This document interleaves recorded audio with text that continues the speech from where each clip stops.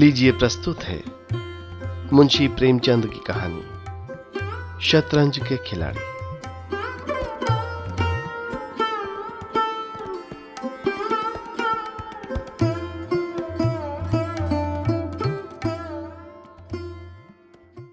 वाजिद अली शाह का समय था। लखनऊ विलासिता के रंग में डूबा हुआ था। छोटे बड़े, अमीर गरीब सभी विलासिता में डूबे हुए थे। कोई नृत्य और गान की मजलिस सजाता था तो कोई अफीम की पीनक ही के मजे लेता था। जीवन के प्रत्येक विभाग में आमोद प्रमोद का प्राधान्य था। शासन विभाग में, साहित्य क्षेत्र में, सामाजिक व्यवस्था में, कला कौशल में, उद्योग धंधों में, आहार व्यवहार में सर्वत्र विलासिता व्याप्त हो रही थी। राजकर्मचारी विषय वासना में, कविगण प्रेम और विरह के वर्णन में, कारीगर कलाबत्तू और चिकन बनाने में, व्यवसायी सुरमे, इत्र, मिस्सी और उपटन का रोजगार करने में लिप्त थे। सभी की आंखों में विलासिता का मत छाया हुआ था। संसार में क्या हो रहा है इसकी किसी को खबर न थी।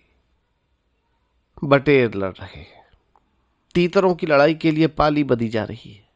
कहीं चौसर बिछी हुई है, पौबारा का शोर मचा हुआ है, कहीं शतरंज का घोर संग्राम छिड़ा हुआ है। राजा से लेकर रंक तक सभी इसी धुन में मस्त थे। यहां तक कि फकीरों को पैसे मिलते तो वे रोटियां न लेकर अफीम खाते। शतरंज, ताश, गंजीफा खेलने से बुद्धि तीव्र होती है, विचार शक्ति का विकास होता है, पेचीदा मसलों को सुलझाने की आदत पड़ती है। ये दलीलें जोरों के साथ पेश की जाती थीं। वैसे इस संप्रदाय के लोगों से दुनिया अब भी खाली नहीं है। इसलिए अगर मिर्जा सज्जाद अली और मीर रोशन अली अपना अधिकांश समय बुद्धि तीव्र करने में व्यतीत करते थे तो किसी विचारशील पुरुष को क्या आपत्ति हो सकती थी। दोनों के पास मौरूसी जागीरें थीं, जीविका की कोई चिंता न थी। घर में बैठे चकौतियां करते थे, आखिर और करते ही क्या। प्रातः काल दोनों मित्र नाश्ता करके बिसात बिछाकर बैठ जाते, मोहरे सज जाते और लड़ाई के दांव पेंच होने लगते। फिर खबर न होती कि कब दोपहर हुई, कब तीसरा पहर, कब शाम।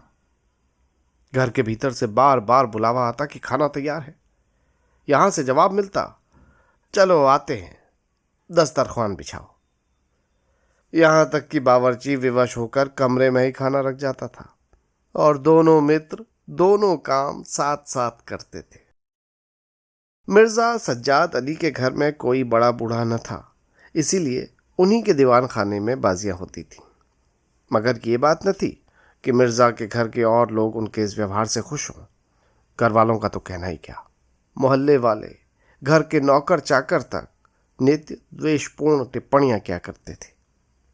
बड़ा मनहूस खेल है, घर को तबाह कर देता है, खुदा न करे किसी को इसकी चाट पड़े।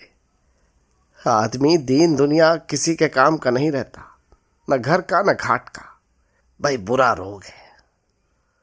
यहां तक कि मिर्जा की बेगम साहिबा को इससे इतना द्वेष था कि अवसर खोज खोज कर पति को लताड़ती थी, पर उन्हें इसका अवसर मुश्किल से ही मिलता था।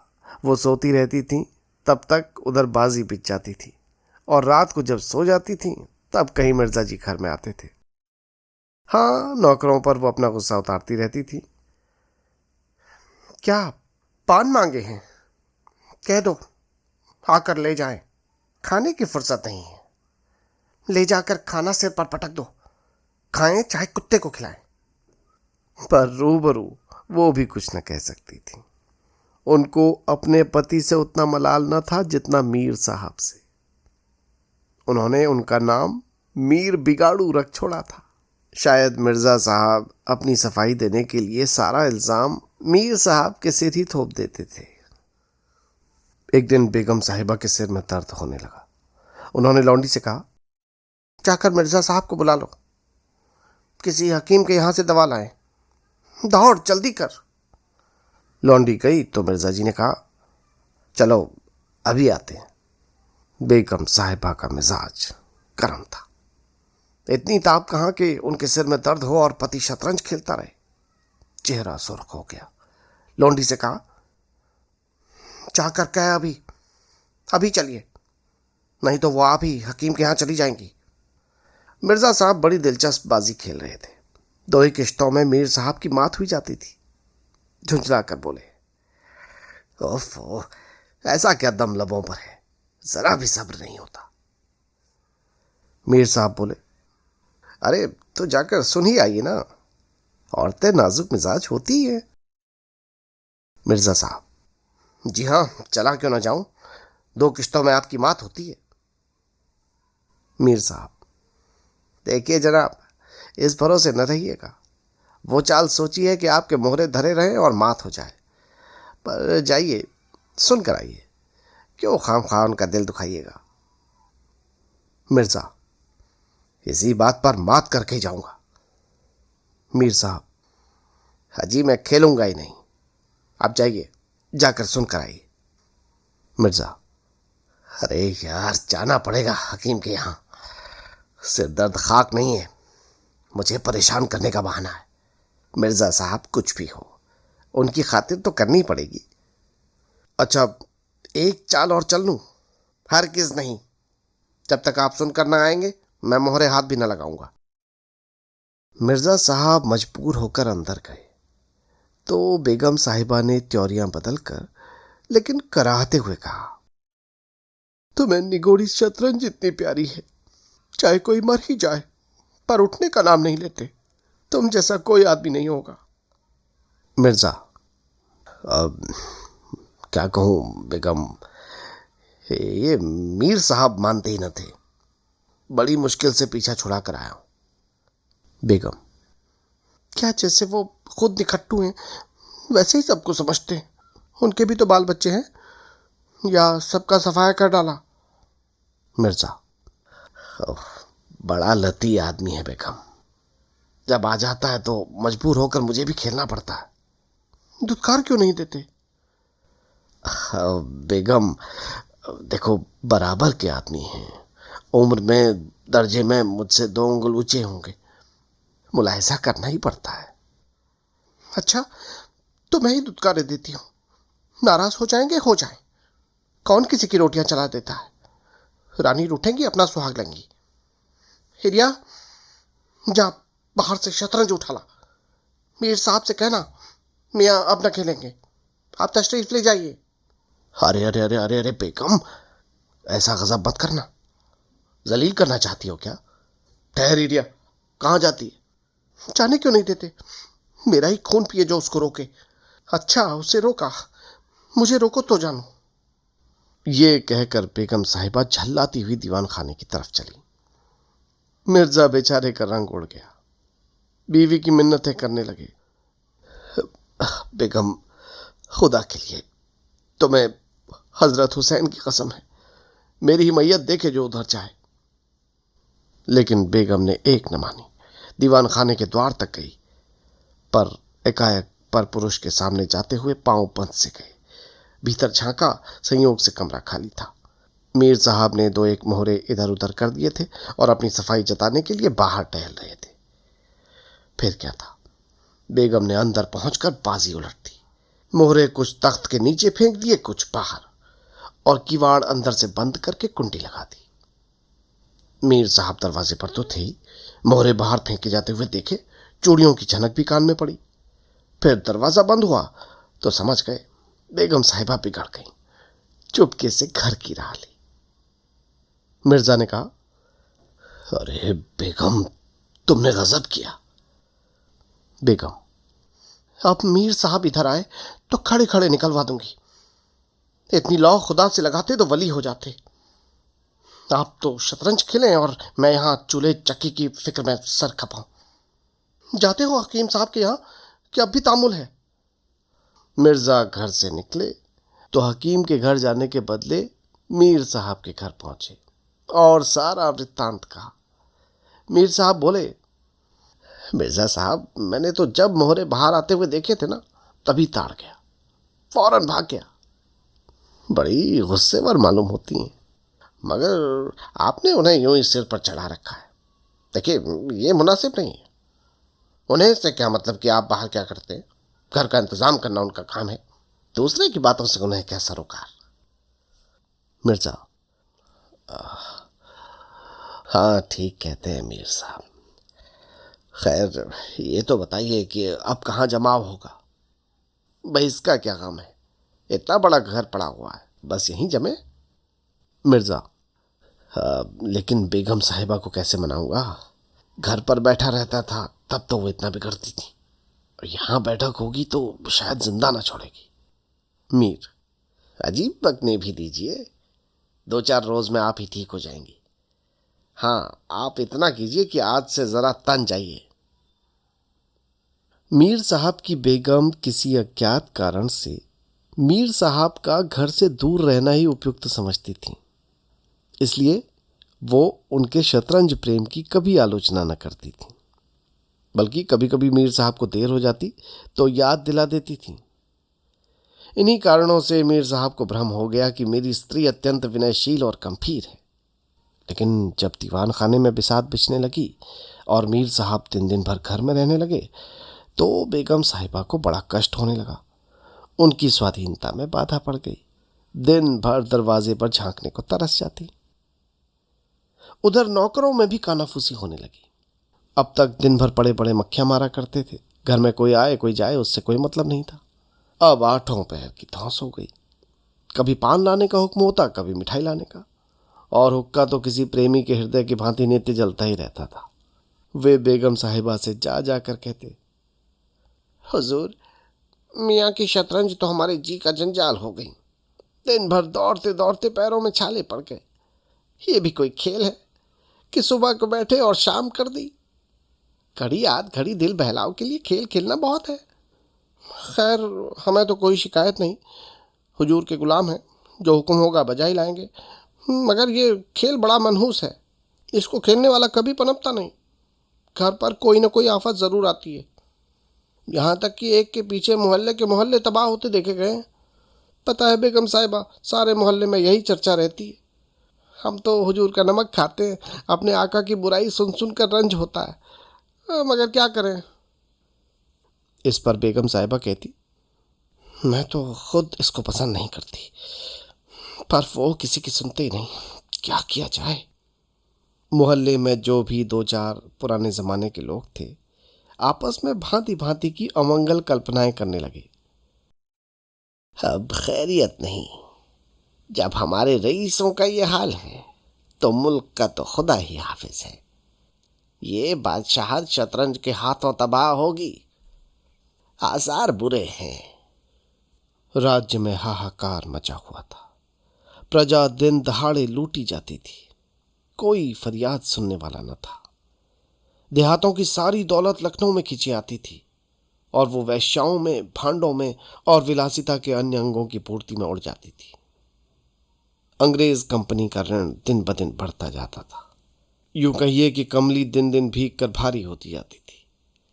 देश में सुव्यवस्था न होने के कारण वार्षिक कर भी वसूल न होता था। रेजिडेंट बार बार चेतावनी देता था, पर यहाँ के लोग तो विलासिता के नशे में चूर थे। किसी के कानों पर जूं तक न रेंगती थी। खैर, मीर साहब के दीवान खाने में शतरंज होते कई महीने गुजर गए। नए नए नक्शे हल किए जाते, नए नए किले बनाए जाते, नित्य नई व्यूह रचना होती। कभी कभी खेलते खेलते झौड़ हो जाती, तू मैं तक की नौबत आ जाती। पर शीघ्र ही दोनों मित्रों में मेल भी हो जाता। कभी कभी ऐसा भी होता कि बाजी उठा दी जाती। मिर्जा जी रूठ कर अपने घर चले जाते, मीर साहब अपने घर में जा बैठते। पर रात भर की निद्रा के साथ सारा मनोमालिन्य शांत हो जाता था। प्रातःकाल दोनों मित्र दीवान खाने में आ पहुंचते थे। एक दिन दोनों मित्र बैठे हुए शतरंज की दलदल में गोते खा रहे थे कि इतने में घोड़े पर सवार एक बादशाही फौज का अफसर मीर साहब का नाम पूछता हुआ आ पहुंचा। मीर साहब के होश उड़ गए।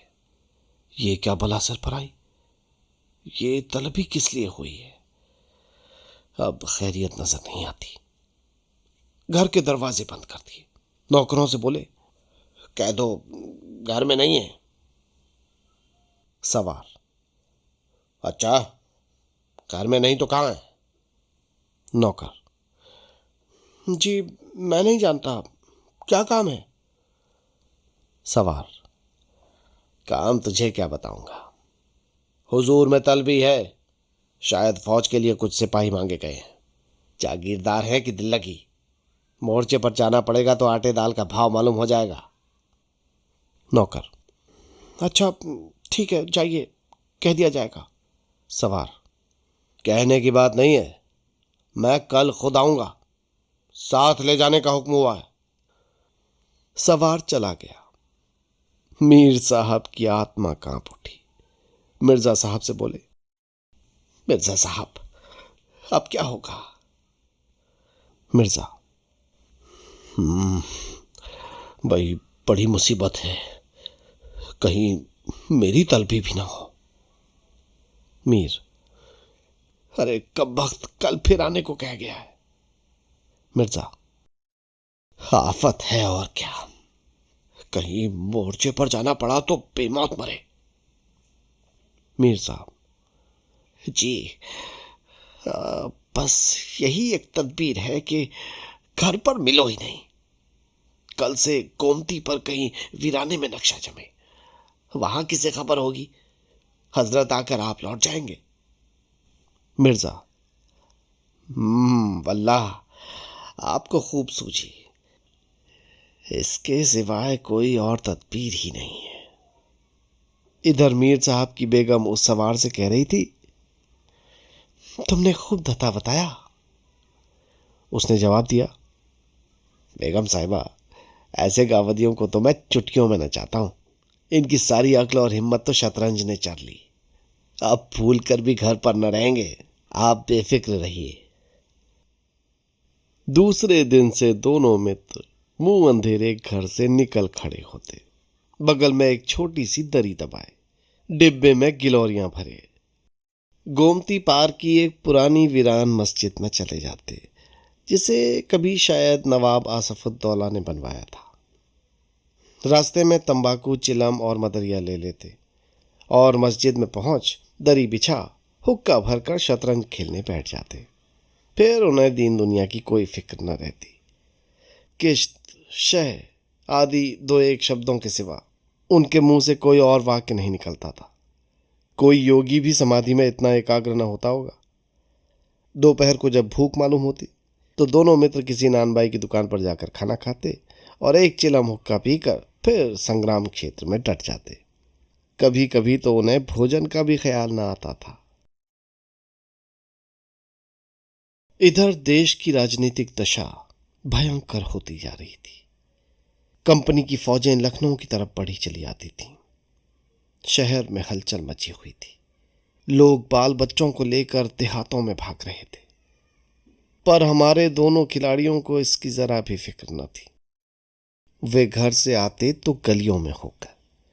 डर था कि कहीं किसी बादशाही मुलाजिम की निगाह न पड़ जाए जो बेकार में पकड़े जाए। हजारों रुपये सालाना की जागीर मुफ्त ही हजम करना चाहते थे। एक दिन दोनों मित्र मस्जिद के खंडहर में बैठे हुए शतरंज खेल रहे थे। मिर्जा की बाजी कुछ कमजोर थी।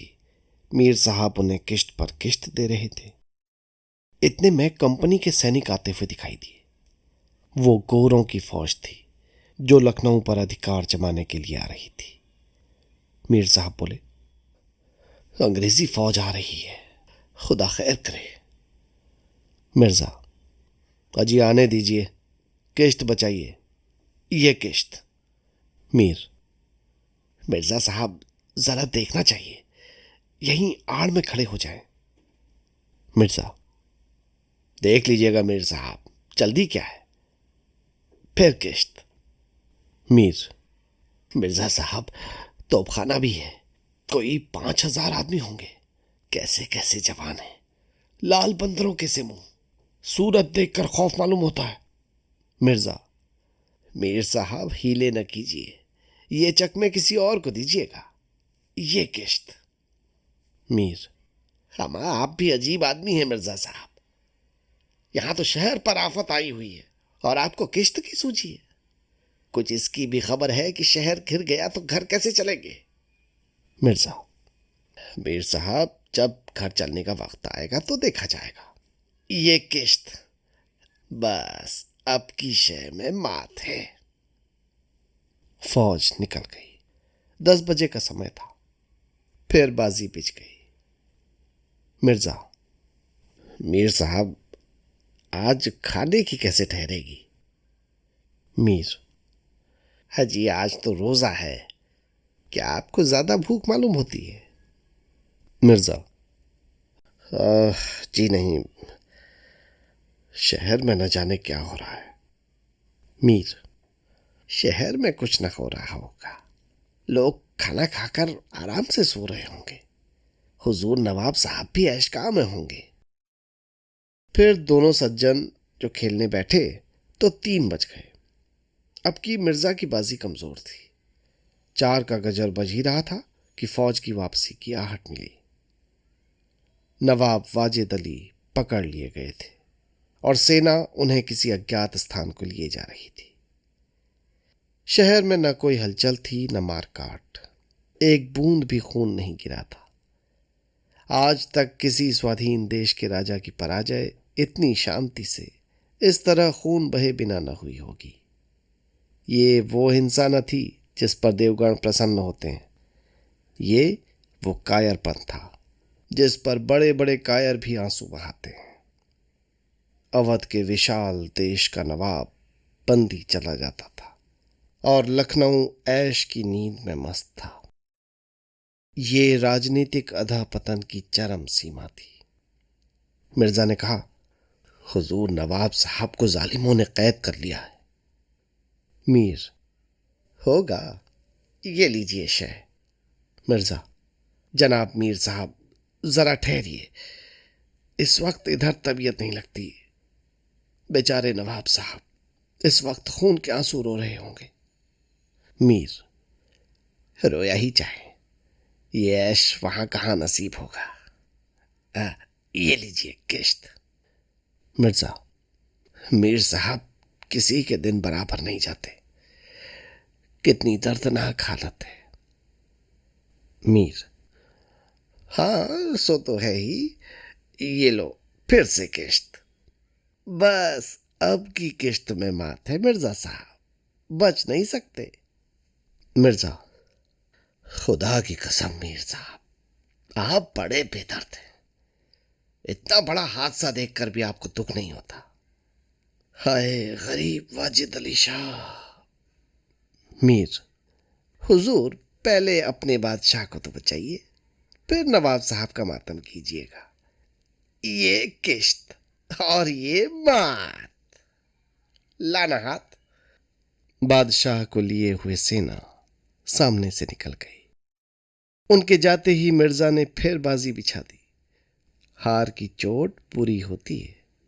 मीर ने कहा, आइए मिर्जा साहब, नवाब साहब के मातम में एक मरसिया कह डाले।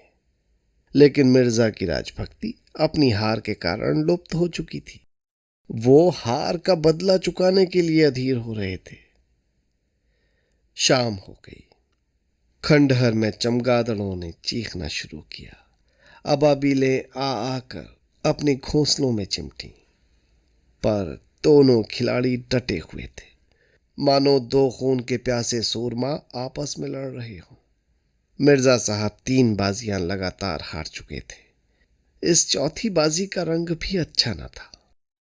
वो बार बार जीतने का दृढ़ निश्चय करके संभल कर खेलते थे, लेकिन एक न एक चाल ऐसी बेढब आ पड़ती थी जिससे बाजी खराब हो जाती थी। हर बार हार के साथ प्रतिकार की भावना और भी उग्र होती थी। उधर मीर साहब मारे उमंग के गजले गाते थे, चुटकियां लेते थे, मानो कोई गुप्त धन पा गए हों। मिर्जा साहब सुन सुनकर झुंझलाते और हार की छींप को मिटाने के लिए उनकी दाद देते थे। पर ज्यों ज्यों बाजी कमजोर पड़ती थी, धैर्य हाथ से निकलता जाता था, यहां तक कि वो बात बात पर झुंझलाने लगे। जनाब मीर साहब, आप चाल न बदला कीजिए। ये क्या कि एक चाल चले और फिर उसे बदल दिया। जो कुछ भी चलना हो एक बार चल दीजिए। और आप ये मोहरे हाथ पर क्यों रखते हैं? मोहरे को छोड़ दीजिए। देखिए, जब तक आपको चाल न सूझे मोहरा छूइए नहीं। आप एक एक चाल आधे घंटे में चलते हैं, इसकी सनद नहीं। जिसे एक चाल चलने में 5 मिनट से ज्यादा लगे उसकी मात समझी जाए। देखिए, फिर आपने चाल बदली। चुपके से मोहरा वहीं पर रख दीजिए। मीर साहब का फर्जी पिटता था। बोले, आमा, मैंने चाल चली कब थी? आप चाल चल चुके हैं, मोहरा वहीं रख दीजिए, उसी घर में। अजी, उस घर में क्यों रखूं? मैंने हाथ से मोहरा छोड़ा ही कब था? मोहरा आप कयामत तक न छोड़ें तो क्या चाल ही न होगी? फर्जी पिटते देखा तो धांधली करने लगे। मिर्जा साहब, धांधली आप करते हैं। हार जीत तकदीर से होती है, धांधली करने से कोई नहीं जीतता। मिर्जा, तो इस बाजी में आपकी मात हो गई। मीर, हमा, क्यों? मेरी क्यों मात होने लगी? मिर्जा, तो आप मोहरा उसी घर में रख दीजिए जहां पहले रखा था। मीर, हमा, वहां क्यों रखूं? नहीं रखता। मिर्जा, क्यों ना रखिएगा? आपको रखना होगा। तकरार बढ़ने लगी। दोनों अपनी अपनी टेक पर अड़े थे। न ये दबता था न वो। अप्रासंगिक बातें होने लगी। मिर्जा बोले, किसी ने खानदान में शतरंज खेली होती तब तो इसके कायदे जानते। वे तो हमेशा घास छीला किए, आप शतरंज क्या खेलिएगा? रियासत और ही चीज है। जागीर मिल जाने से कोई रईस नहीं हो जाता। मीर, क्या कहा? घास आपके अब्बा जान छीलते होंगे। हमारे यहां तो पेड़ियों से शतरंज खेलते चले आ रहे हैं। मिर्जा, अजी जाइए भी।